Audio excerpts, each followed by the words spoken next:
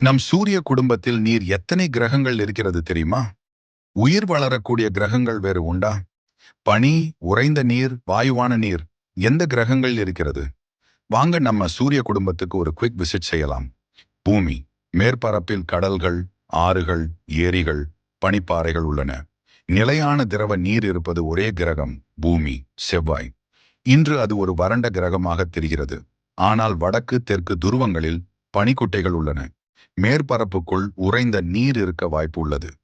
பல பில்லியன் ஆண்டுகளுக்கு முன்பு செவ்வாயில் ஆறுகள், ஏரிகள் இருந்திருக்கலாம். புதன் சூரியனுக்கு மிக அருகில் இருப்பதால் வெப்பம் உச்சத்தில் இருக்கும். ஆனால் சூரிய ஒளியே படாத ஆழமான பள்ளங்களில் பனி வடிவில் நீர் இருக்கிறது. வியாழன் திடமான மேற்பரப்பு இல்லை.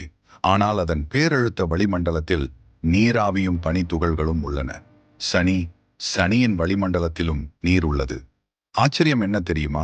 சனியின் வளையங்கள் பெரும்பாலும் பனியால் ஆனவை.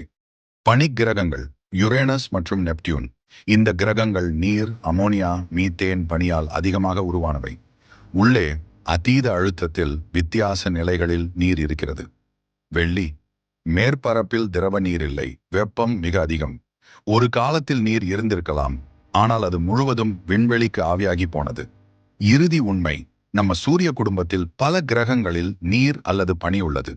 ஆனால் மேற்பரப்பில் நிலையான திரவ நீர் இருக்கும் ஒரே கிரகம் பூமி. அதனால்தான் நமக்கு இதுவரை தெரிந்தவரை உயிர் இருக்கும் ஒரே கிரகம் பூமி. நீர் சில கிரகங்களிலும் இருக்கிறது.